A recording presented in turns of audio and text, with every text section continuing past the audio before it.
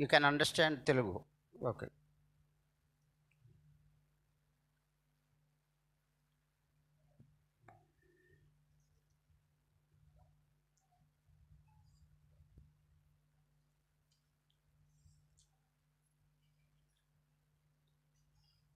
ప్రార్థన కొరకై మనము 1 యోహాను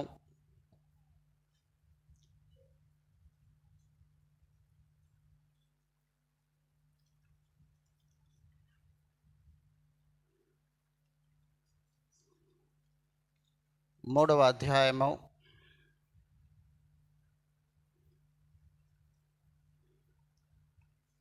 1 యోహాను 3వ అధ్యాయము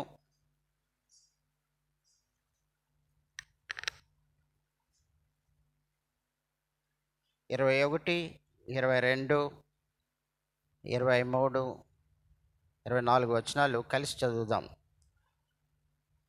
1 John chapter 3 verse from 21 and to 24. We will read it all together. ప్రియులారా, మన హృదయము మన యందు దోషారోపణ చేయని ఎడల దేవుని ఎదుట ధైర్యము కలవారమగుదుము. మరియు మనమాయన ఆజ్ఞలను గైకొనుచు ఆయన దృష్టికి ఇష్టమైనవి చేయుచున్నాము గనుక మనమేమి అడిగినను అది ఆయన వలన దొరుకును. ఆయన ఆజ్ఞ ఏదనగా, ఆయన కుమారుడైన యేసుక్రీస్తు నామమున నమ్ముకొని ఆయన మనకు ఆజ్ఞనిచ్చిన ప్రకారము ఒకరినొకడు ప్రేమింపవలనన్నదే. ఆయన ఆజ్ఞలను గైకొనువాడు ఆయన యందు నిలిచియుండును, ఆయన వాని యందు నిలిచియుండును. ఆయన మన యందు నిలిచియున్నాడని ఆయన అనుగ్రహించిన ఆత్మ మూలముగా తెలుసుకొనుచున్నాము. ప్రభు సహాయం కొరకే ప్రార్థించుకుందాం. స్తోత్రం తండ్రి, వందనాలు ప్రభువా. ఈ రీతిగా ఈ యొక్క పాప ప్రపంచము నుండి పాపరహితమైన మీ రాజ్యానికి మమ్మల్ని చేర్చాలని, కల్వారి సిలువలో మీరు చేసిన గొప్ప సిలువ యాగము ద్వారా మీరు మమ్మల్ని కాపాడి రక్షించి, ఇంతవరకు కూడా మీ కృప వెంబడి కృప మా పైన కుమ్మరించి మమ్మల్ని సజీవ లెక్కలో ఉంచి తండ్రి పరిశుద్ధాలయానికి నడిపించినందుకు వందనాలు. పాటల ద్వారా మిమ్మల్ని మహిమపరచడానికి చేసిన మేలును బట్టి వందనాలు. తీసుకొచ్చిన బిడ్డలను బట్టి మీకు వందనాలు తండ్రి. వారు ఏ ఏ భారాలతో వచ్చి ఉన్నారో ఆ భారాలను మీ సన్నిధిలో తండ్రి కుమ్మరించి అనేక ఆత్మ సంబంధమైన మేలులతో పాటు ఈ లోక సంబంధమైన ప్రతి ఆశీర్వాదాలను బిడ్డలు పొందడానికి సహాయం చేయండి తండ్రి. వాక్య పరిచర్యలో కూడా తండ్రి నన్ను బలపరచండి ప్రభా. ఎన్నిక లేనివాడను, జ్ఞానహీనుడను, జ్ఞాపక శక్తి లేనివాడను అయినప్పటికీ కూడా అత్యున్నతమైన మీ పరిచర్యలో నన్ను పాలి భాగస్థుడిగా నిలబెట్టుకున్నారు తండ్రి. మీరు నన్ను బలపరచకపోతే నేను నిమిత్త మాత్రునని ఒప్పుకుంటూ మీ అపారమైనటువంటి కృపను సహాయమును కోరుకుంటూ మీ వాక్యం ద్వారా మాతో మాట్లాడండి. ఈ మండలం అంతా మీ ఆధీనంలో ఉంచుకొనండి. మీరు మాత్రమే మహిమ పొందమని ఈ ప్రార్థన మా ప్రభువును ప్రియరక్షకుడినైన యేసుక్రీస్తు వారి ఘనమైన నామములో మిక్కిలి వినయముతో ప్రార్థించి వేడుకొనుచున్నాం తండ్రి. ఆమెన్. ఈ యొక్క భాగంలో మనము చూసినట్లయితే ఏమని చెప్పబడుతూ ఉంది? 21వ వచనం చదవండి.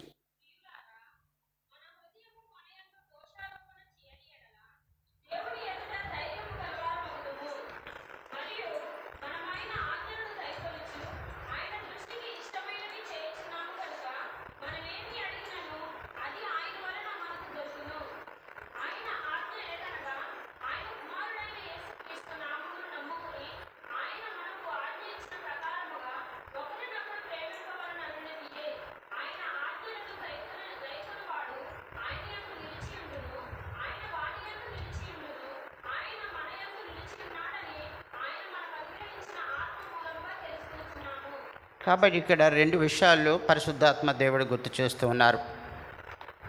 ఏమి గుర్తు చేస్తున్నారంటే, మనలో ఏ విధమైనటువంటిది దోషారోపణ లేకుండా ఉండాలని మనము ఒక షరతును ప్రభువు మన ముందు ఉంచుతున్నాడు. కాబట్టి మనం చూసినట్లయితే ఇక్కడ ఈ 3వ అధ్యాయము, 1 యోహాను 3వ అధ్యాయము 21వ వచనంలో మనం చూసినప్పుడు ప్రియులారా అని చెప్పి సంబోధిస్తూ ఉన్నాడు. మనము ప్రభువుకి చాలా ఇష్టమైన వాళ్ళం, ప్రియమైన వాళ్ళము. మన హృదయము మన యందు దోషారోపణ చేయని ఎడల దేవుని ఎదుట ధైర్యం గలవారు మగుతాం. కాబట్టి ఇక్కడ మనము దీని ద్వారా గమనించేది ఏంటంటే, ప్రభువు దగ్గర మనం అడుగుతున్నాము అంటే, మనం క్లెయిమ్ చేస్తున్నామంటే మనకి ముందుగా ధైర్యం ఉండాలి. ఏ విధమైన ధైర్యం అంటే, ప్రభువులో మనము దోషారోపణ లేని వారిగా ఉన్నప్పుడు మాత్రమే మనము దేవుని దగ్గర ధైర్యంగా అడగగలం. ముందుగా విషయాన్ని చూసినట్లయితే ఒక షరతు అదే, గైగొనాలంటే ఆయన మనకి ఇవ్వాలి అంటే మనలో ఏ విధమైన దోషం కూడా ఉండకూడదు. ఆ దోషాలు ఉదాహరణ కొన్ని విషయాలు ఆయన పరిశుద్ధాత్మ దేవుడు మన మంచుకు తీసుకుని వచ్చి ఉన్నారు. ఏమిటంటే, మనము ఆయన ఆజ్ఞలను గైకొంటున్నాము కనుక, ఆయన దృష్టికి ఇష్టమైనవి చేయుచున్నాము కనుక, మనం ఏమి అడిగినా సరే అది ఆయన మనకు అనుగ్రహించేవాడుగా ఉన్నాడు. మనకు దొరుకుతుంది. ఇలా ఎందుకు దొరుకుతుందంటే, మనము ఆయన ఆజ్ఞలను గైకొంటూ ఉన్నాము, ఆయన దృష్టికి ఇష్టమైనవి చేస్తూ ఉన్నాము. కాబట్టి మనం ఏం అడిగినా సరే ఆయన మనకిస్తానంటున్నాడు. ఒకవేళ మనము ఆయన ఆజ్ఞలను మనము గైకొనకుండగా మన ఇష్టానుసారంగా మనము జీవిస్తూ, ఆ తర్వాత ప్రభు దగ్గరికి వెళ్ళి నేను మీ సన్నిధికి వస్తున్నాను కదా, మిమ్మల్ని నేను చర్చికి వస్తున్నాను కదా, అటెండెన్స్ వేయించుకుంటున్నాను కదా ఇప్పుడు అని మనం క్లెయిమ్ చేస్తే ఆయన హృదయాంతరంగాలు తెలిసినటువంటి దేవుడు. కాబట్టి మనము అనేక మంది అన్యులను కూడా చూస్తూ ఉంటాం. ఏమంటారు, ఈ కానుక పట్టుకెళ్ళి మీ మందిరంలో బాక్స్లో వేయండి, మా బిడ్డకి ఈ విధంగా మగపిల్లవాడు పుడితే బేతేల్ చర్చిలో మేము కానుక ఇస్తామని అనుకున్నాం. కాబట్టి ఈ కానుక మీరు మందిరంలో వేయండి, మీరు వచ్చి వేయండి అని మనం చెప్పినట్లయితే పర్వాలేదు, మీరు వేసినా మేము వేసినా మేము కానుక ఇస్తున్నాం కదా, వేసేయండి. వాళ్ళ ఉద్దేశం ఏంటంటే కానుకలు ఇచ్చేస్తే దేవుడు ఆశీర్వదించేస్తాడు.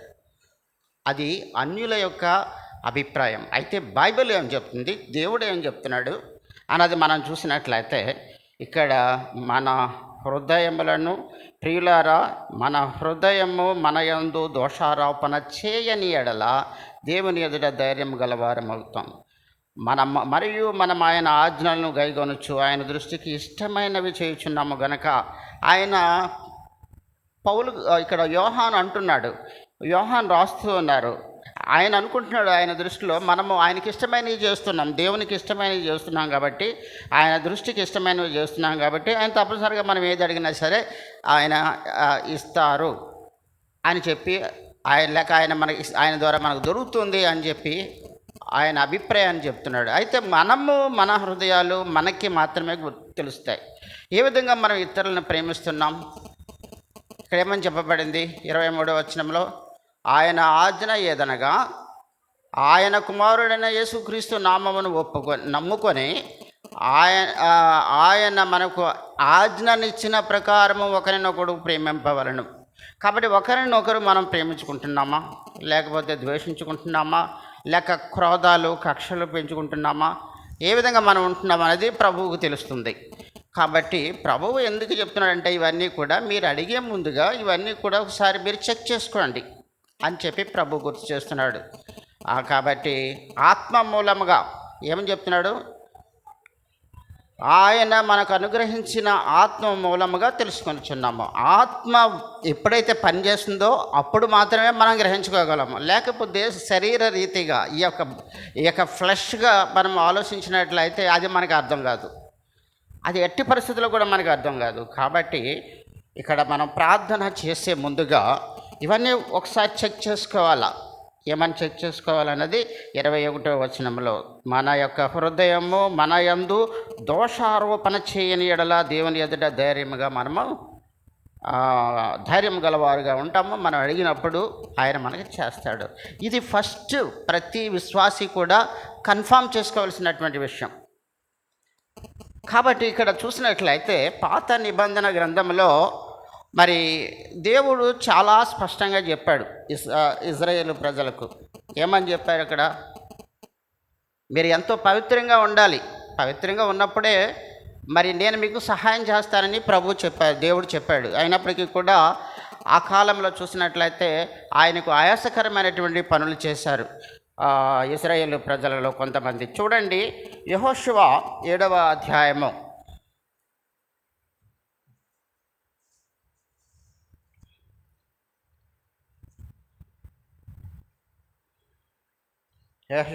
7వ అధ్యాయము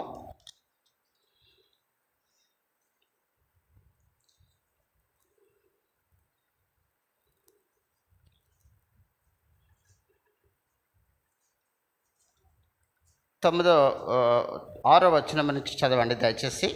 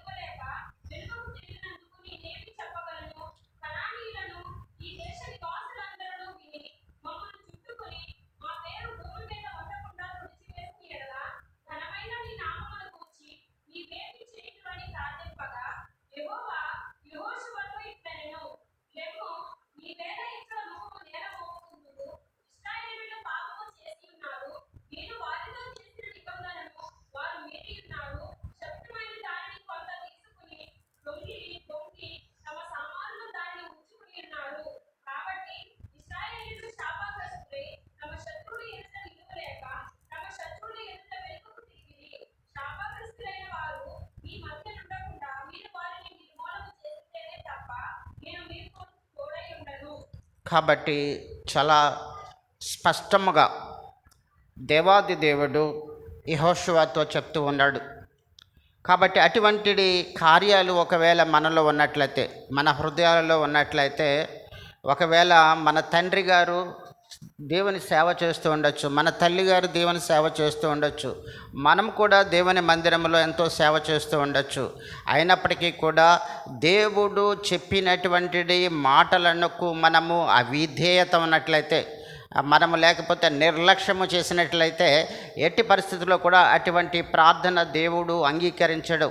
ఇక్కడ దేవుడు ఏర్పరచుకున్నటువంటి బిడ్డలు ఇశ్రాయేలు ప్రజలను దేవుడు ఎంతగానో ప్రేమించినప్పటికీ కూడా, వారికి ఎంతగానో సహాయం చేస్తూ ఉన్నప్పటికీ కూడా, దేవుడు చెప్పినటువంటి ఆజ్ఞలను వారు మీరడం ద్వారాగా వారు చాలా అల్పమైనటువంటి రాజ్యముపై వారు అపజయాన్ని పొందినట్లుగా చరిత్ర మనకు గుర్తు చేస్తూ ఉంది. ఇక్కడ ఏమని చెప్పబడింది? ఇక్కడ చూసినట్లయితే వారు శపితమైనటువంటిది వారు కొంతమంది దొంగిలించారని చెప్పి రాయబడింది. కాబట్టి అక్కడ దేవుడు వారికి విరోధి అయిపోయాడు. చూసినట్లయితే అక్కడ యెహోషువ ఎంతగానో విలపిస్తున్నాడు. యెహోషువ తన బట్టలు చింపుకున్నాడని రాయబడింది. అదేవిధంగా మరి ఆయన నేల మీద ముఖములు మోపుకొని తల మీద ధూళి పోసుకొని, ఇవన్నీ కూడా ఏంటంటే దీనత్వానికి, లేకపోతే ఇంకా నేను ఏమీ కాదు, ఐఎమ్ లైక్ ఏ హ్యాష్, నేను ఒక బూడిద లాంటి వ్యక్తిని అని చెప్పి ఆ విధంగా అతను తాను భూమి పైకి ఆయన ముఖము నేల మీదకి మోపుకొని ఈ విధంగా మరి ఏడుస్తూ కన్నీరు కారుస్తూ దేవుడి దగ్గర అడుగుతున్నాడు. ఏమంటున్నాడు? అయ్యా ప్రభువా యెహోవా, మమ్మల్ని నశింపచేయనట్లు అమరేయుల చేతికి మమ్మల్ని అప్పగించుటకు ఈ జనులు ఈ యోర్దాను నీవెందుకు దాటించితివి? దేవుని దగ్గర క్వశ్చన్ చేస్తున్నాడు ఆయన యెహోషువ. ఏమని క్వశ్చన్ చేస్తున్నాడు? నువ్వే కదా తీసుకొచ్చావు, ఈ యోర్దాను నదిని దాటించి తీసుకొచ్చావు కదా. ప్రశ్న వేస్తున్నాడు, ప్రభువు దగ్గరే ప్రశ్న వేస్తున్నాడు. అయితే ఈ మనుషులు చేసినటువంటి పనులు యెహోషువకి తెలియదు, అయితే దేవుడికి తెలుసు. ఏమంటున్నాడు? మేము యోర్దాను అవతల నివసించుట మేలు. వాళ్ళకి వాళ్ళే డిసైడ్ చేసేసుకుంటున్నారు. కాబట్టి మనం కూడా చాలా సమయాల్లో నేను ఎన్ని సంవత్సరాల నుంచి నేను దేవుని మందిరానికి వెళ్తున్నాను. ఒక ముసలావిడ ఉండేది. ఆ ముసలావిడ మేము వెళ్ళినప్పుడు హౌస్ విజిటింగ్కి వెళ్ళినప్పుడు వాళ్ళ కూతురు ఒకసారి అంటుంది నా దగ్గర, మేము ఇన్ని సంవత్సరాల నుంచి మీ సంఘానికి వస్తున్నాం. మీ సంఘం అంటుంది, మీ సంఘానికి వస్తున్నాం, మాకేమి హెల్ప్ చేశారు మీరు? కరోనా సునామీ టైంలో మీరు మాకేమి హెల్ప్ చేశారు అంటే, హెల్ప్ అంటే ఏంటి? ఆవిడ అనుకుంటుంది ఏదైనా రేషన్ పట్టుకెళ్ళిస్తారు, లేకపోతే బట్టలు తీసుకెళ్ళిస్తారు, లేకపోతే డబ్బులు తీసుకెళ్ళిస్తారు, ఆ విధమైనటువంటి ఆలోచన. అయితే ఆవిడకి తెలీదు సంఘము వారి కొరకు ప్రార్థిస్తూ ఉంది.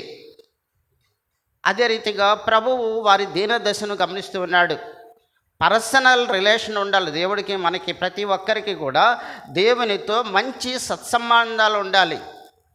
అప్పుడే మంచి సత్సంబంధాలంటే నమ్మకమైనటువంటిది. మనం 1 యోహాను 3వ అధ్యాయంలో మనం చూసాము. ఆయన నమ్మకమైన వాడు, ఆయన మనల్ని ప్రేమిస్తున్న దేవుడు.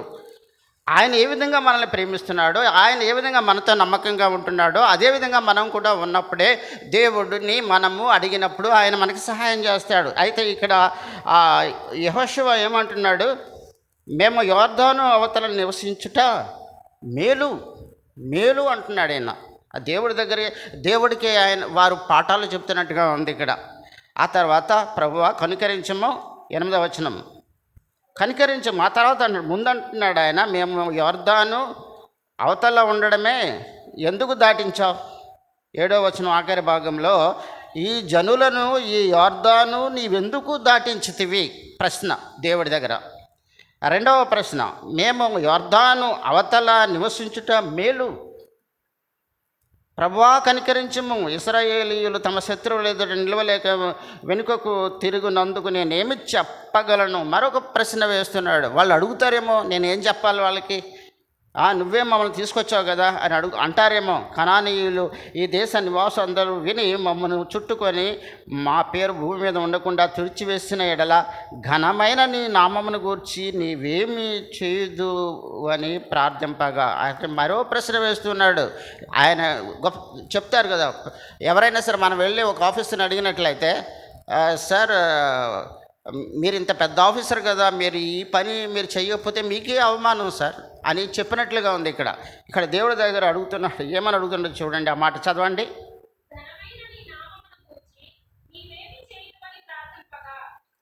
దానికి ముందు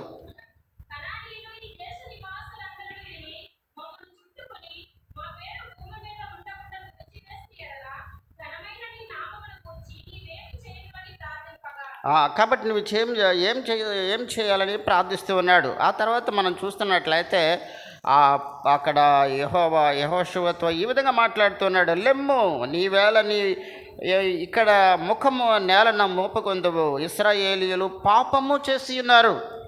వాళ్ళు ఏం చేశారు? అప్పుడు గుర్తు చేస్తున్నాడు ఆయన. దేవుడు యెహోషువతో మాట్లాడుతున్నాడు. ఏమంటున్నాడు ఆయన? ఇశ్రాయేలీయులు పాపము చేసి ఉన్నారు, నేను వారితో చేసిన నిబంధనను వారు మీరి ఉన్నారు. మనం కూడా చాలాసార్లు మీరి ఉంటాం నిబంధన. దేవుని గణపరచమని ప్రభువు చెప్తున్నారు, ఆరాధన చేయమని చెప్తున్నారు, ప్రార్థన చేయమని చెప్తున్నారు, నిష్కల్మషమైన జీవితాన్ని జీవించమని చెప్తూ ఉన్నారు. ద్వేషము, అసూయ, కక్ష, క్రోధాలు ఇవన్నీ కూడా మీరు దూరంగా ఉంచమని చెప్తున్నారు. అయినప్పటికీ కూడా ఈ యొక్క శరీరము, ఫ్లెష్ అన్నది మన హృదయాలలో ప్రవేశించడం ద్వారా దేవుడు మన యొక్క మనవిలని ఆలకించుకుంటుగా పోతున్నాడు. ఒక దరిద్రం అన్నది ఎందుకు వస్తుంది? దరిద్రం అన్నది ఎందుకు వస్తుందంటే మనము అవిధేయత వల్ల, దేవునికి అవిధేయత చూపడం వల్ల. ఒకవేళ ఈ లోకంలో మనము ఆర్థిక పరంగా మంచి హోదాలో ఉండొచ్చు, ఉద్యోగరీత్యా మంచి హోదాలో ఉండొచ్చు, బిజినెస్ రూపంలో మంచి హోదాలో ఉండొచ్చు. అయితే ఆత్మలో మనము చాలా పేదవారము లేక దరిద్రులము అని మనం గమనించుకోవాల్సి ఉంది. ఇక్కడ ఇశ్రాయేలు ప్రజలు ఏం చేస్తున్నారని చెప్పబడింది. చదవండి.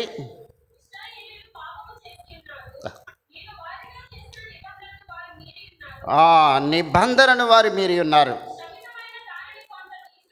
శపితమైన దానిని కొంత తీసుకొని దొంగిలి బొంకి. దేవుడు చాలా తేటగా చెప్తున్నాడు యెహోషువతో. ఏమని చెప్తున్నాడు? ఫస్ట్ చాలా సింపుల్గా చెప్పాడు. ఏమని చెప్పాడు ఆయన? వారు నా నిబంధనను మీరి ఉన్నారు. అది చాలా సింపుల్గా ఉంది. తర్వాత డీటెయిల్ అంతా కూడా ఇస్తున్నాడు అక్కడ దేవుడు. ఏమని చెప్తున్నాడు? శపితమైన దాని కొంత తీసుకొని దొంగిలించి బొంకి తమ సామానులు దానిని దాచుకొని ఉన్నారు. కాబట్టి మనము ఈ రోజున గమనించుకున్నట్లయితే ఏ విషయాలలో మనము దేవుని దగ్గర దొంగిలిస్తూ ఉన్నాము, ఏ విషయాలలో మనము శపితమైన దానిని తీసుకుంటూ ఉన్నాము, ఏ విషయాలలో మనము దాచుకుంటూ ఉన్నాము, ఇవన్నీ కూడా దేవుడికి తెలుసు. ఆయన హృదయ అంతరంగాలను ఎరిగినటువంటి దేవుడు. కాబట్టి ఏదో చర్చికి వెళ్ళిపోతున్నాం, ఏదో నేను ప్రార్థన చేసేస్తున్నాను, ఏదో నేను ఆరాధన చేసేస్తున్నాను, ఏదో నేను వెళ్ళి పనులు చేస్తున్నాను, అదొకటే కాదు. దాంతోపాటు హృదయ అంతరంగాలు, దేవునికి మనకి ఉన్న సంబంధాలు సరిగ్గా ఉన్నాయా లేవా అనేది మనం చూసుకోవాల్సి ఉంది. అదేవిధంగా 12వ వచనంలో చూసినట్లయితే ఇశ్రాయేలీయులు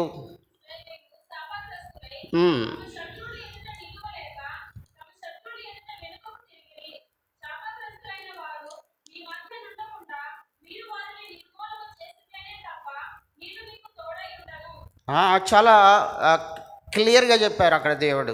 ఏమని క్లియర్గా చెప్పాడు?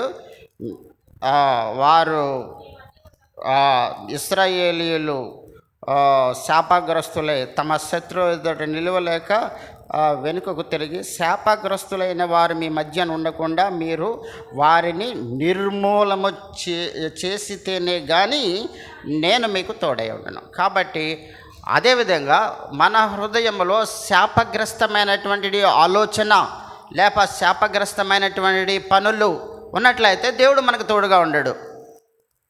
అలాగనుకుంటే చాలామంది అనుకోవచ్చు, మరి ఆ హిందువులకు కూడా తోడుగా ఉన్నాడు కదా, హిందువులు కూడా వారు మనకన్నా ఆశీర్వాదకరంగా ఉన్నారు కదా అంటే మనకు ఒక నిరీక్షణ ఉంది. ఒకటి స్వర్గము లేక పరలోకం అన్నది ఉంది. ఆ పరలోకపు స్వాస్థ్యాన్ని మనకి మాత్రమే దేవుడిస్తాడు. మనకి అంటే దేవుని యొక్క ఆజ్ఞలను ఎవరైతే తూచా తప్పకుండా వాటిని అనుసరిస్తారో వారికి మాత్రమే ఆ యొక్క రాజ్య నివాసులుగా మారుతారు. కాబట్టి అంటే ఈ లోకంలో ఉన్నటువంటి ఆశీర్వాదాలు అన్నది మనకి మాత్రమే కాదు, అన్యులకు మనకన్నా ఎక్కువ ఆశీర్వాదాలు ఉన్నాయి. కాబట్టి మనకు ఒక నిరీక్షణ ఉంది. ఆ నిరీక్షణ మనం ఏంటంటే ఆయన రాజ్యంలో ఆయనతో పాటు సదాకాలం ఉంటామని చెప్పి. కాబట్టి దాని కొరకు మనం ప్రయాసపడుతున్నాము. ఆ యొక్క ఆశీర్వాదాన్ని పొందడానికి ఆతృత పడుతూ ఉన్నాము, నిరీక్షిస్తూ ఉన్నాము. కాబట్టి దాని గురించి మనము ఆలోచన చేసుకోవాల్సి ఉంది. కాబట్టి ఇక్కడ ఏంటి అన్నది మనం ఇంకా డీటెయిల్గా మనం వెళ్తున్నట్లయితే వారు తెలుసుకున్న తర్వాత ఇక్కడ తెలియజేస్తున్నారు. ఇదే యెహోషువ 7వ అధ్యాయము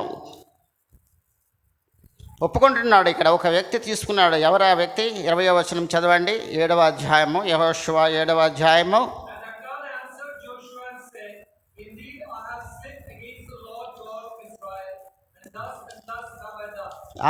ఇక్కడ ఆకాను చెప్తున్నాడు యెహోషువతో, ఇశ్రాయేలీయుల దేవుడైన యెహోవాకు విరోధముగా నేను పాపము చేసినది నిజము అని ఒప్పుకుంటున్నాడు. కాబట్టి ఒకవేళ మన జీవితంలో దేవునికి ఆయాసకరమైనటువంటి కార్యాలు ఉన్నట్లయితే మనము యథార్థతగా ఒప్పుకొని దేవుడి దగ్గర విడిచిపెట్టి దేవుని ఆశ్రయించినప్పుడు దేవుడు గొప్ప కార్యాలు చేస్తాడు. కాబట్టి మనం చూసినట్లయితే బక్సింగ్ అంకుల్ గారి గురించి మనందరికీ తెలుసు. బక్సింగ్ అంకుల్ గారు మరి ఈ యొక్క ఆ కాలంలో కూడా ఆయన కన్నా చాలా మంచి వర్తమానాలు, చాలా మృదువైనటువంటి మాటలు, కొంతమంది మాటలు మాట్లాడుతున్నట్లయితే వాళ్ళ మాటలు వినాలనిపిస్తుంది. చాలా మధురంగా ఉంటుంది వాళ్ళ గొంతుకు. అయితే వాళ్ళు వర్తమానాలు కూడా చాలా మనకి చాలా జుంటె తేనెల వలె చాలా తీయగా ఉంటాయి అనిపిస్తాయి. అయితే గిన్నిస్ బుక్లో బక్సింగ్ అంకుల్ గారి పేరు మాత్రం వెళ్ళగలిగింది. ఎందుకంటే గిన్నిస్ బుక్లో వెళ్ళాలని, గిన్నిస్ బుక్ అంటే ఏంటో తెలుసు కదా, ఆ గిన్నిస్ బుక్లో ప్రపంచ రికార్డులో ఆయన పేరు వెళ్ళిందంటే కారణం ఏంటంటే ఎక్కువ క్రైస్తవ సంఘాలను స్థాపించినటువంటి వ్యక్తిగా. కారణం ఏంటంటే ఆయన నత్తి ఉంది ఆయన దగ్గర, నత్తి. ఆయన మనకులాగా అనర్గళంగా మాట్లాడలేనటువంటి పరిస్థితి అయినప్పటికీ కూడా దేవుడు ఆయన్ని వాడుకున్నాడు. ఎందుకు వాడుకున్నాడంటే ఆయన కన్నా బాగా మెసేజ్లు ఇవ్వగలిగిన వాళ్ళు ఉన్నారు ఆ రోజుల్లో. ఆయనకన్నా ఎక్కువ ప్రయాసపడుతున్నటువంటి మిషనరీస్ ఉన్నాయి. అయినప్పటికీ కూడా ఆయన మినిస్ట్రీ ఆశీర్వదించబడడానికి కారణం ఆయన మోకాళ్ళ ప్రార్థన. ఆయన ప్రార్థన ద్వారాగానే గొప్ప కార్యాలు జరిగాయి. అదేవిధంగా ఆయనలో ఉన్నటువంటి యథార్థత, ఆయనలో ఉన్నటువంటి నిబద్ధత, ఇవన్నీ కూడా క్వాలిటీస్ ఆయనలో ఉన్నవి. ఆ విధంగా మనం కూడా ఉండడానికి ప్రయత్నించినప్పుడు, అలా జీవించినప్పుడు మనము కూడా ఏ దేవుడైతే మన యొక్క భక్సింగ్ గారి దేవుడు, అదే దేవుడు మన దేవుడు. అదే రీతిగా దేవుడు మనకు కూడా సహాయం చేయగలడు. జటిలమైన కార్యాలను కూడా ఆయన మన పట్ల సుసాధ్యముగా చేయగలడు. ఇక్కడ ఆకాను ఒప్పుకుంటున్నాడు, యెహోషువతో అంటున్నాడు, ఇశ్రాయేలీయుల దేవుడైన యెహోవాకు విరోధముగా నేను పాపము చేసినది నిజము. కాబట్టి ఆ తరువాత అతని పరిస్థితి ఏమైంది చూడండి, చదవండి. 25వ వచనం చదవండి.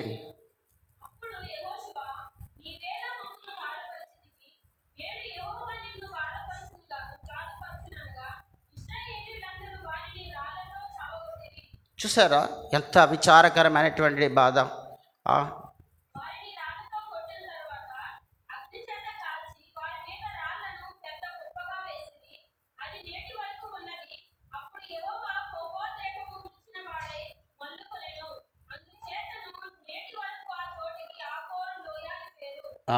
ఆకోరులోయ అంటే బాధలోయ. కాబట్టి మనము ఇవన్నీ కూడా చరిత్ర చాలా ఆనవాళ్లతో మన ముందు ఉంది. కాబట్టి దీన్ని మనము ఎంతవరకు మన హృదయాలు దేవునికి ఇష్టంగా ఉన్నాయి, ప్రార్థించే ముందుగా ఒకసారి మనం పరిశీలన చేసుకోవాల్సి ఉంది. ఇది బల్ల మెసేజ్ కాదు, ఇది ప్రార్థనా మెసేజే. అయినా సరే ప్రార్థనకు వెళ్ళడానికి ముందుగా మనం గమనించినట్లయితే 1 యోహాను 3వ అధ్యాయంలో ఒకసారి చెక్ చేసుకోమని చెప్పారు. అదేవిధంగా ఉదాహరణ చేయబడుతూ ఉంది. యెహోషువ 7వ అధ్యాయంలో మనం చూసినప్పుడు ఈ యొక్క వ్యక్తి చేసినటువంటి, ఆకాను చేసినటువంటి తప్పిదం వలన మరి అందరూ కూడా అపజయాన్ని పొందుతూ వెళ్ళారు. ఒక గృహంలో ఒక వ్యక్తి మరి దేవునికి విరోధంగా నడుచుకుంటున్నట్లయితే యావత్ కుటుంబం కూడా బాధపడుతుంది. అదేవిధంగా సంఘంలో కొంతమంది వ్యక్తులు మరి దేవునికి విరోధంగా నడుచుకున్నట్లయితే యావత్ సంఘం కూడా పాడవుతుంది, యావత్ సంఘం కూడా మరి ఇబ్బంది పడుతుంది. కాబట్టి మనం ఎంతగానో ప్రార్థన చేశాము. అపవాదిని ప్రార్థన ద్వారా మనము గెంటివేయగలిగాం. కాబట్టి ఇవన్నీ కూడా ప్రార్థనల ద్వారా మాత్రమే మనము చేయగలం. మరొక మాటను మనం చూసుకొని ప్రార్థనలో ప్రవేశిద్దాం. మనం చూసినట్లయితే 2 తెస్సలోనికీయులకు రాసిన పత్రికలో కూడా ప్రభువు కొన్ని విషయాలు మన మధ్యకు తీసుకొస్తూ ఉన్నారు. 2 తెస్సలోనిక 3వ అధ్యాయము 2 తెస్సలోని 3వ అధ్యాయము 1-2 వచనాలు తీసిన వారు చదవండి.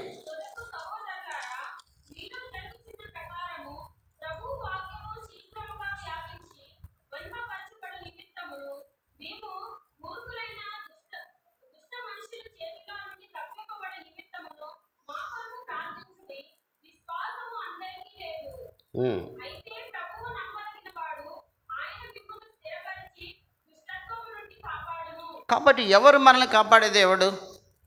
దుష్టత్వం నుండి కాపాడే దేవుడు మన దేవుడు. కాబట్టి ఇక్కడ పౌలు గారు తెలియజేస్తూ ఉన్నారు, సహోదరులారా మీలో జరుగుచున్న ప్రకారం ప్రభువు వాక్యము శీఘ్రముగా వ్యాపించి అంటే పరిగెత్తి. ఈ రోజుల్లో దేవుని వాక్యము పరిగెట్టడం లేదు. మన సంఘంలోనే కాదు, అనేక సంఘాలలో పరిస్థితి అలాగే ఉంది. ఎందుకంటే కాలము ప్రభువు రాకడ చాలా దగ్గరగా ఉంది.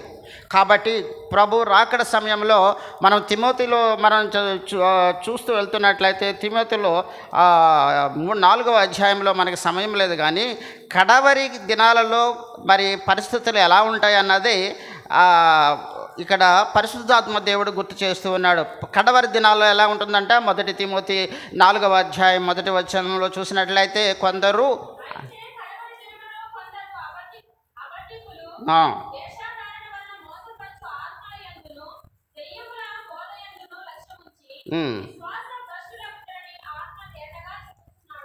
కాబట్టి అబద్ధికులు వేషధారణ వలన మోసపరచు ఆత్మలందు దయ్యములు బోధయందు లక్ష్యముంచి విశ్వాస భ్రష్టులగుదురు. కాబట్టి అనేక మంది మేము చాలా బలమైన విశ్వాసులము, లేక మా తాత ముత్తాతలందరూ కూడా క్రైస్తత్వంలో ఉన్నారు, కాబట్టి మేము పుట్టి క్రైస్తవులం అని చెప్తారు. పుట్టి క్రైస్తవుడుగా క్రైస్తవ కుటుంబంలో పుట్టినంత మాత్రాన వారు దేవుని రాజ్యాన్ని చేరుకోలేరు.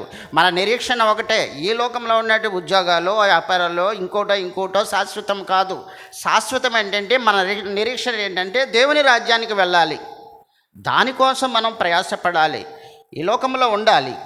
అయితే ఇక్కడ మరి యెహోషువలో మనం చదివిన రీతిగా దేవునికి ఆయాసకరమైన కార్యాలు ఏమన్నా ఉన్నాయేమో, లేకపోతే ఇక్కడ 1 యోహాను రాసిన పత్రిక 3వ అధ్యాయంలో చెప్పిన రీతిగా దేవునికి మనము ప్రియమైన వారిగా ఉంటున్నామా లేదా, ఆయనని ప్రేమిస్తూ ఉన్నామా లేదా, ఆయన ఆజ్ఞలను గైకుంటున్నామా లేదా అన్నది మనం చూసుకుంటూ మనం ప్రార్థనలో వెళ్ళినప్పుడు మాత్రమే ప్రార్థనను దేవుడు ఆలకిస్తాడు. 2 తెస్సలోనికీ రాసిన పత్రిక 3వ అధ్యాయంలో మనం చూసినట్లయితే పౌలు గారు ఏం చెప్తున్నారు ఇక్కడ,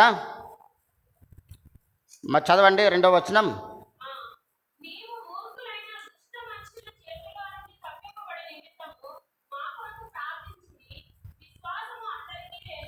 కాబట్టి ఇక్కడ ఎవరైతే దేవుని కొరకు ప్రయాసపడుతూ ఉన్నారో, దేవుని యొక్క రాజ్య విస్తరణ కొరకు అనేక చోట్ల దేవుని రాజ్య విస్తరణ కొరకు అనేక మంది దైవ సేవకులు ప్రయాసపడుతూ ఉన్నారు, యథార్థంగా సేవ చేస్తున్నటువంటి వారు ఉన్నారు. అటువంటి వారి విషయంలో మరి ఏమి జరుగుతూ ఉంది అంటే ప్రార్థన సహాయం కావాలని చెప్పి పౌలు గారు వేడుకుంటూ ఉన్నాడు తెస్సలోనిక సంఘాన్ని. చూడండి 2వ వచనంలో మరొకసారి చూసినట్లయితే, మేము మూర్ఖులైన దుష్ట మనుష్యుల చేతిలో నుండి తప్పింపబడు నిమిత్తము మా కొరకు ప్రార్థించుడి. విశ్వాసము అందరికీ లేదు, అయితే ప్రభువు నమ్మదగినవాడు, ఆయన మిమ్మును స్థిరపరిచి దుష్టత్వము నుండి కాపాడును. దుష్టత్వము నుండి ఎవరు కాపాడగలడు అంటే దేవుడు మాత్రమే కాపాడగలడు. కాబట్టి మనము ప్రార్థన నిరీక్షణ అన్నది ఆ విధంగా మనం చూస్తూ ఉండాలి. కాబట్టి హెచ్చరికలను ఒకవేళ వినకుండా పోయినట్లయితే చాలా అపాయకరమైనటువంటి పరిస్థితులు దేవుని బిడ్డలు కూడా గమనించుకోవాల్సి ఉంటుంది. ఈ మాటను కూడా మనం చూసుకుని ప్రార్థనలోకి వెళ్దాం. యెరెమీయా గ్రంథం 38వ అధ్యాయంలో మనం చూసినట్లయితే యెరెమీయా 38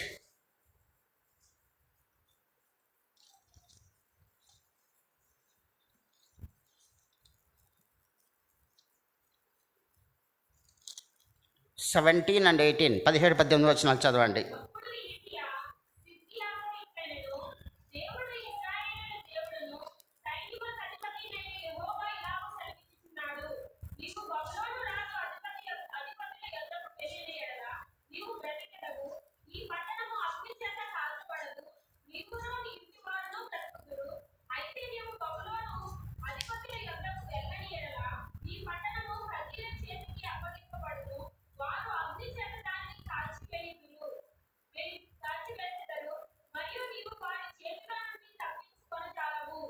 ఇక్కడ మనం చూసినట్లయితే ఒక సంభవాన్ని దేవుడు మన మధ్యకు తీసుకుని వస్తూ ఉన్నారు. ఇక్కడ మరి సిద్కియా అనేటువంటిది ఇజ్రాయేలీలను పరిపాలించిన రాజులలో ఆఖరి రాజు. ఈ రాజుకి మరి ఇక్కడ జెరెమీయా ఆయన చాలా స్పష్టంగా తెలియజేస్తున్నాడు. ఏమని తెలియజేస్తున్నాడంటే, అక్కడ చూసినప్పుడు సిద్కియాతో 17వ వచనంలో సిద్కియాతో ఇట్లనను దేవుడు ఇశ్రాయేలీల దేవుడును సైన్యములకు అధిపతి అయిన యెహోవా ఇలాగ సెలవిచ్చుచున్నాడు, నీవు బబులోను రాజు అధిపతుల యొద్దకు వెళ్ళిన ఎడల బ్రతికేదవు. ఈ పట్టణము అగ్ని చేత కాల్చబడదు. ఎప్పుడు కాల్చబడదు అనేది చెప్పబడింది. దానికి ముందుగా చూసినట్లయితే, నువ్వు బబులోను అధిపతుల యొద్దకు వెళ్ళిన ఎడల బ్రతికెదవు. ఆ తర్వాత ఈ పట్టణము అగ్ని చేత కాల్చబడదు, నీవును నీ ఇంటి వారును బ్రతుకుదురు. అయితే నీవు బబులోను అధిపతుల యొద్దకు వెళ్ళని ఎడల ఈ పట్టణము కల్దీయుల చేతికి అప్పగింపబడను, వారు అగ్ని చేత దానిని కాల్చివేసెదరు, మరియు నీవు వారి చేతిలో నుండి తప్పించుకొన జాలవు. చాలా స్పష్టంగా ఇక్కడ దైవజనుడు ఈ యొక్క రాజు అయినటువంటి సిద్కియాతో చెప్పినప్పటికీ కూడా సిద్కియా దానికి మరి సిద్ధపడలేదు అని చెప్పి చరిత్ర గుర్తు చేస్తూ ఉంది. కాబట్టి మనము కూడా దేవుని మాటలకు మరి అవిధేయత చూపినట్లయితే, దేవుని మాట అన్నది మనకు ఎలాగ అర్థమవుతుంది? ఫస్ట్ ఆఫ్ ఆల్ దేవుని మాట మనకు ఎలాగ అర్థమవుతుంది?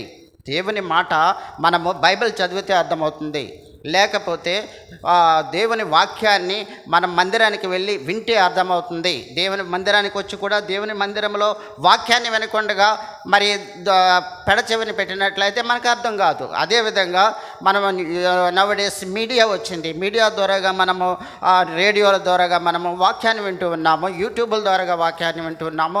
విన్న వాక్యాన్ని మనము దాన్ని మన హృదయంలో నెమర వేసుకోవడం ద్వారా ఆ వాక్యం మన హృదయంలో భద్రపరచుకోవడం ద్వారా మనము గ్రహింపగలము. ఆ గ్రహింపు ద్వారా తర్వాత మనము నడుచుకోవాలి.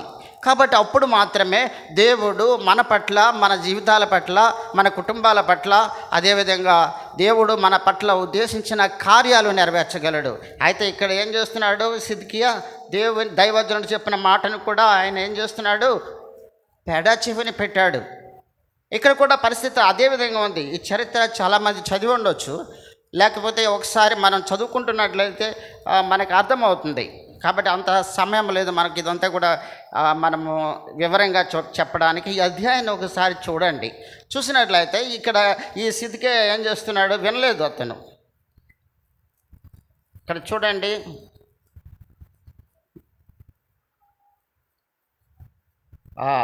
చదవండి 23వ వచనం.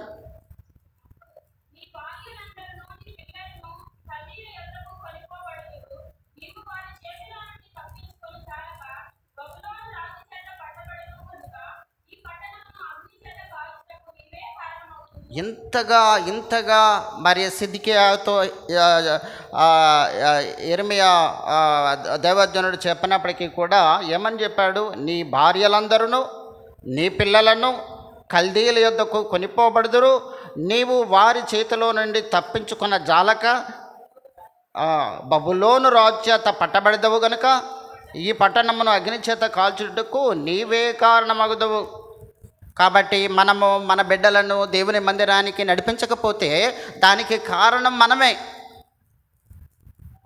మన కుటుంబ సభ్యులను దేవుని మందిరానికి నడిపించలేకపోతున్నట్లయితే దేవుడు మనల్ని అడుగుతాడు. ఒకవేళ పెద్దవారు అయిపోయిన తర్వాత వారు మన మాట వినకపోతే దానికి బాధ్యత వారే వహిస్తారు. అందుకనే చిన్న పిల్లలప్పటి నుంచే మనము దేవుని మందిరానికి బిడ్డలను అలవాటు చేయాలి, దేవుని బోధలో వారిని పెంచాలి, కుటుంబ ప్రార్థన ఉండాలి, పాటలు నేర్పాలి, వాయిద్యాలు నేర్పాలి. అప్పుడే దేవునిలో వారు ఎదగగలరు. కాబట్టి నామమాత్రపు క్రైస్తవులుగా మనం జీవించినట్లయితే మనం విడబడతాం. మనతో పాటు మన కుటుంబ సభ్యులు కూడా విడవబడతారు. అదే ప్రభు హెచ్చరిక చేస్తున్నాడు, నీ భార్యలందరూ నీ పిల్లలను కల్దీయుల యొద్దకు కొనిపోబడదు. ఎందుకంటే ఈయన మాట వినలేదు. సిద్కియా దైవజనుడి యొక్క మాటను నెగ్లెక్ట్ చేశాడు, లేక అతను పట్టించుకోలేదు, పెడచెవిని పెట్టాడు. కారణం చూడండి. ఆ తర్వాత ఏమైంది?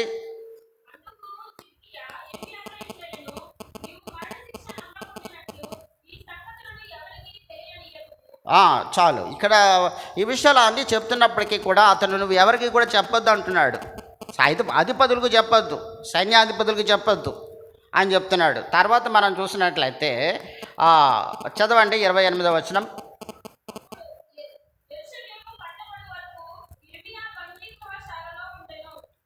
తర్వాత 39.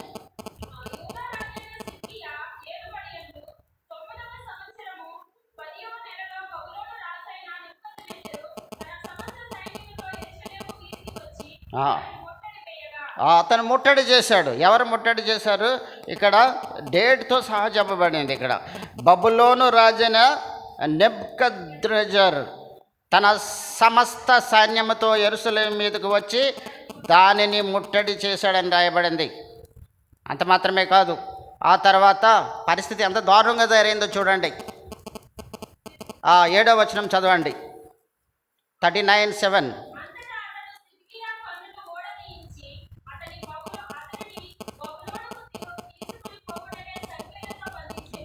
చూసారా పరిస్థితి ఎలా మారిపోయింది. అతను ఒక రాజు, దేవుడి చేత ఆశీర్వదించబడినటువంటి బిడ్డలు, ఆ రాజ్యాన్ని పరిపాలిస్తున్నటువంటి రాజు, ఇజ్రాయేల్ యొక్క రాజరికంలో ఆఖరి రాజుగా పేరు పొందినటువంటి వ్యక్తి. అతని పరిస్థితి ఎలాగైపోయింది. అక్కడ దైవ జనుడిని దేవుడు పంపించాడు, ఇర్మియాని పంపించాడు. ఇర్మియా మాటలు అతను వినలేదు, అతను తీసుకెళ్ళి బందీ గృహంలో పడేశారు. ఈ రోజుల్లో కూడా అంతే. ఎవరైనా పాస్టర్ గారు కొన్ని మంచి కబుర్లు చెప్తున్నట్లయితే ఈ పాస్టర్కి పని ఏం లేదు, కానుకల కోసం వస్తున్నాడు, కాబట్టి ఆ పాస్టర్ అలాంటి అతను పెద్ద ఇదేం కాదు. ఈ విధంగా వాళ్ళ పర్సనల్ విషయాల్లో వెళ్ళి విమర్శించడానికే ఈ రోజుల్లో మనం అనేక మందిని చూస్తున్నాం. అయితే దైవజనుడి ద్వారాగా ఒకవేళ దైవజనుడు కూడా తప్పిదం చేసినట్లయితే వాడికి తగినటువంటి శిక్ష దేవుడు వారికి ఉంచుతాడు. మన ఆత్మ ఎలా ఉంది అన్నది మనం పరీక్షించుకోవాలి. ఇక్కడ చూసినట్లయితే అతన్ని అక్కడ చూసినట్లయితే యెరెమీయాని బందీ గృహంలో పెట్టాడు. ఇక్కడ పరిస్థితి అతని మాటను పెడజేవని పెట్టాడు, హెచ్చరికలను నెగ్లెక్ట్ చేశాడు. ఫైనల్గా ఏమైంది ఇక్కడ 7వ వచనంలో,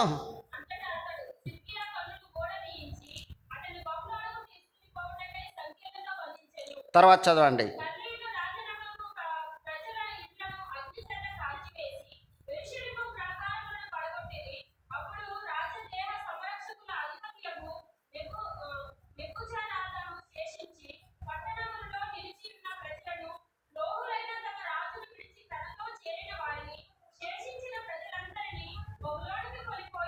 కాబట్టి బబులోనుకు కొనిపోయాను ఇక్కడ. కాబట్టి దేవుడు కూడా రాకడ సమయంలో ఇదే పరిస్థితి వస్తుంది. నేను ఈ యొక్క దేవుని మందిరంలో ఉన్నాను, లేక దేవుని సేవ చేస్తూ ఉన్నాను, కాబట్టి నేను పరలోకానికి వెళ్ళిపోతాను అనేటువంటి ఆశ చాలా మంచిది. అయితే మన యొక్క హృదయం ఎలా ఉంది? దేవుని మాటకు విధేయతగా ఉంటున్నామా, అవిధేయతగా ఉంటున్నామా? అదేవిధంగా దేవుడు చెప్పినటువంటి మాటలను మనము పట్టించుకోకుండా ఉంటున్నామా? మన భక్తి ఏ విధంగా ఉంది? మన భక్తి దేవుణ్ణి మహిమపరిచేదిగా ఉండాలి, మనుషులను మహిమపరిచేదిగా కాదు, లేక కుటుంబీకులను మహిమపరిచేదిగా కాదు. మనమే నాకు నేనే ఉత్తముడని నాకు నేనే సర్టిఫికేట్ ఇచ్చుకోవడం కాదు, దేవుడు మనకి సర్టిఫికేట్ ఇవ్వాలి. దేవునిలో మనము నిస్వార్థముగా ఉన్నట్లయితే మనం అనేక మంది పరిశుద్ధులను చూస్తూ ఉన్నాం. బైబిల్లో దానియేలుని చూస్తూ ఉన్నాం, పౌలు గారిని చూస్తూ ఉన్నాం. కాబట్టి అదేవిధంగా దావీదు వంటి జీవితాన్ని పడి లేసేటువంటి జీవితాలు జీవించిన వారుగా ఉన్నాం. అయినప్పటికీ కూడా దేవుణ్ణి మహిమపరచాలి అంటే దేవుడి ఆజ్ఞలను మనం పాటించాలి. అదే విషయాన్ని ఇక్కడ చెప్తున్నాడు ఆయన. 1 యోహానులో ఈ మాట చూసుకుని ప్రార్థనలో మనము ప్రవేశిద్దాం. 1 యోహాను 3వ అధ్యాయంలో మనం చూసినటువంటి మాటను గుర్తు చేసుకుంటున్నట్లయితే,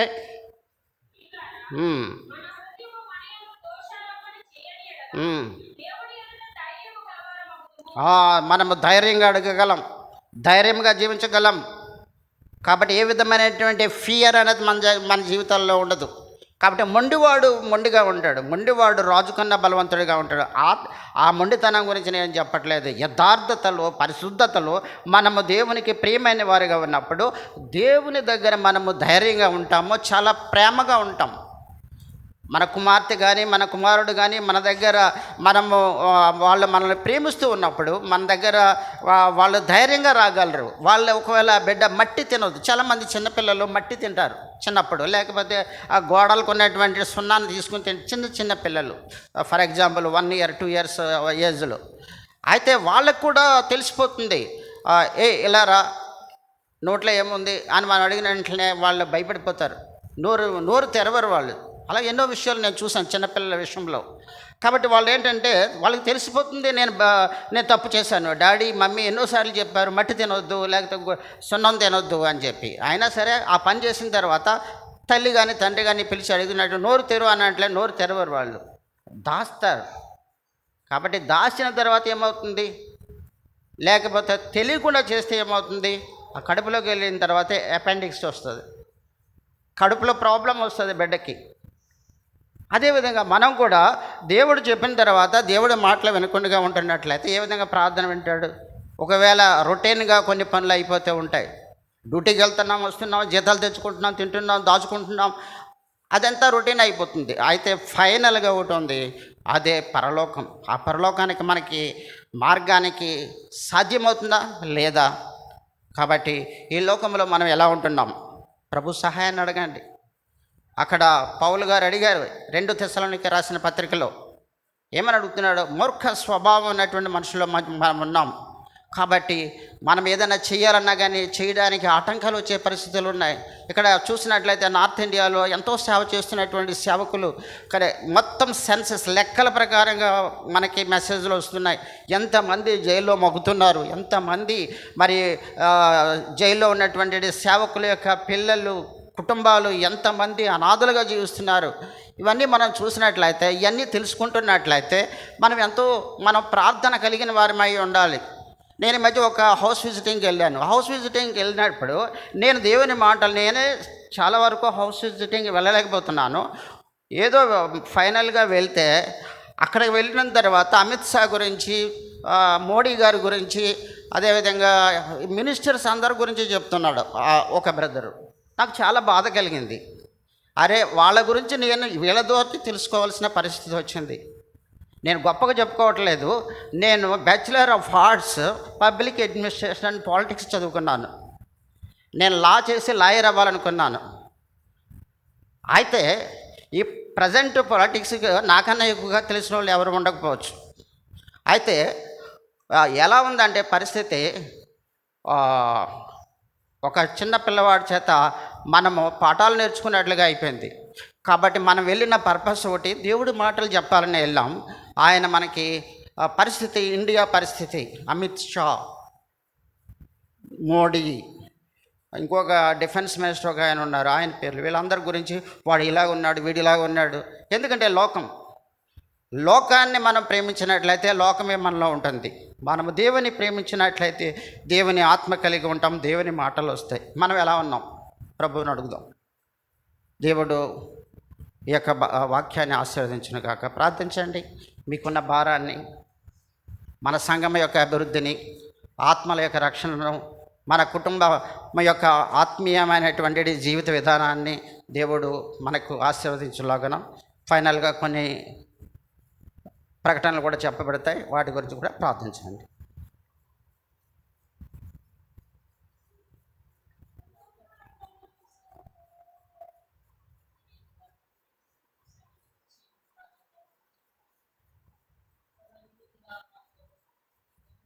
అయిన మా పరలోకపు తండ్రి, వందనాలు ప్రభువా. ఈ రీతిగా జీవముగల మీ మందిరానికి మీ బిడ్డలుగా మేమందరం కూడా చేరి తండ్రి మీ వాక్యాన్ని వినడానికి, ప్రార్థించడానికి చేసిన మేలును బట్టి వందనాలు. సంఘానికి నడిపించినటువంటి ఒక్కొక్క విశ్వాసిని బట్టి మీకు వందనాలు చెల్లిస్తూ ఉన్నాం తండ్రి. వారు చేసిన ప్రార్థనలపై మీరు ముద్ర వేయండి తండ్రి. ఇది మీ సంఘం ప్రభువా, మీ రక్తాన్ని ప్రోక్షించి మీరు సంపాదించుకున్న సంఘం యొక్క క్షేమాభివృద్ధిని దయచేయండి ప్రభువా. మరి ముఖ్యంగా అపవాది తంత్రాలు లయపరచండి. మీ సేవ కొరకై ప్రయాసపడుతున్నటువంటి ఒక్కొక్క బిడ్డను కూడా మీరు జ్ఞాపకం చేసుకోనండి. వారికి కావలసినటువంటి కృపలను దయచేయండి. ఈ సమయంలో మా ప్రియ సహోదరుడు లాజర్ బ్రదర్ని బట్టి వారి కుటుంబాన్ని బట్టి వందనాలు, రాజు బ్రదర్ని బట్టి వారి కుటుంబాన్ని బట్టి వందనాలు, జకరియా బ్రదర్ని బట్టి వారి కుటుంబాన్ని బట్టి వందనాలు. అదేవిధంగా తండ్రి మరి బోయాజ్ బ్రదర్ని బట్టి వారి కుటుంబాన్ని బట్టి వందనాలు చెల్లిస్తున్నాను. ఈ రీతిగా తండ్రి ప్రభా, మరి ముఖ్యంగా సహోదరుడు తండ్రి శ్యామ్ బ్రదర్ని బట్టి వారి కుటుంబాన్ని బట్టి మీకు వందనాలు చెల్లిస్తున్నాను. సిమియోన్ని బట్టి వారి కుటుంబాన్ని బట్టి వందనాలు చెల్లిస్తూ ఉన్నాను. అదే రీతిగా తండ్రి మరి సమయంలో తండ్రి నవీన్ బట్టి వారి కుటుంబాన్ని బట్టి మీకు వందనాలు చెల్లిస్తూ ఉన్నాను. మరి ముఖ్యంగా తండ్రి మరి మా ప్రియ సహోదరి లిబియా సిస్టర్ని బట్టి వందనాలు చెల్లిస్తూ ఉన్నాను. వారి కుటుంబాన్ని బట్టి వందనాలు చెల్లిస్తున్నాను. వారి జీవితాలలో మీరు మేలులు చేయమని ప్రార్థిస్తూ ఉన్నాను. అదే రీతిగా తండ్రి మరి ముఖ్యంగా ఉద్యోగాల అన్వేషణలో ఉన్నటువంటి బిడ్డలు జాన్ కొరకు, నెహమ్యా కొరకు, రాజు కొరకు, ప్రమోద్ కొరకు, ప్రదీప్ కొరకు, రవితేజ కొరకు ప్రార్థిస్తూ ఉన్నాను. బిడ్డలను జ్ఞాపకం చేసుకోనండి ప్రభువా, కృప చూపించండి తండ్రి. అదే రీతిగా తండ్రి ఈ సమయంలో మా ప్రియ సహోదరుడు తండ్రి కాలేబుని జ్ఞాపకం చేసుకోండి ప్రభా. బిడ్డకు కావలసినటువంటి సహాయం అందించండి. తన భార్య యొక్క హృదయాన్ని మార్చండి ప్రభా. మీకు అంగీకారయోగ్యమైన జీవితాన్ని జీవించడానికి సహాయం చేయండి. ఈ రీతిగా తండ్రి ప్రభా బేతేలు అవసరాలు సంధించండి ప్రభా. మరి ముఖ్యంగా ఈరోజు రాత్రి ప్రార్థనలో ఏకీభవించిన ప్రతి బిడ్డను పేరు పేరున జ్ఞాపకం చేసుకొని ఆశీర్వదించి తండ్రి మీ యొక్క కృపలో నడిపించండి. మీ తిరిగి బిడ్డలు వారి వారి గృహాలకు వెళ్తున్నప్పుడు కూడా మీ ప్రసన్నత వారికి తోడుగా ఉంచి మరొకసారి ఈ రీతిగా మీ సన్నిధిలో మేమందరం కూడా చేరుకునేంత వరకు మీ దయగల హస్తాలలో కృపగల హస్తాలలో ఒక్కొక్కరిని కూడా జ్ఞాపకం చేసుకుని ఆశీర్వదించి నడిపించమని, మా యొక్క ప్రతి అవసరాలు మీరే తీర్చమని, ప్రభా మీ దాసుడినైనా నన్ను కూడా జ్ఞాపకం చేసుకొని మీ కృపలో నన్ను నడిపించండి. ప్రభా మీకు అంగీకారయోగ్యమైన పరిచర్య నేను చేయడానికి, భక్తితో భయంతో జీవించడానికి, ఆత్మల ఆదాయాన్ని చేయడానికి, మీ రాజ్యంలో తండ్రి మేమందరం కూడా కనిపించడానికి, మీ సన్నిధిలో ఉండడానికి సహాయపడమని, ఈ ప్రార్థనలన్నిటిపై ముద్ర వేయమని, ఎవరి గురించైనా నేను ప్రార్థించడం మర్చిపోయినట్లయితే దయతో క్షమించి రెట్టింపు ఆశీర్వాదాలను మీ బిడ్డలకు మీరు దయచేయమని, ఈ ప్రార్థన మా ప్రభువును ప్రియరక్షకుడినైన యేసుక్రీస్తు వారి ఘనమైన నామములో మిక్కిలి వినయంతో ప్రార్థించి వేడుకొంచున్నాం తండ్రి. ఆమేన్. ప్రభు అయిన యేసుక్రీస్తు వారి యొక్క కృప, దేవుని యొక్క ప్రేమ, పరిశుద్ధాత్మ సహవాసము చేరివచ్చిన మన అందరితో, అదేవిధంగా సర్వలోకంలో చెదిరి ఉన్న పరిశుద్ధులందరికీ తోడుగా ఉండును గాక. ఆమేన్. Praise the lord.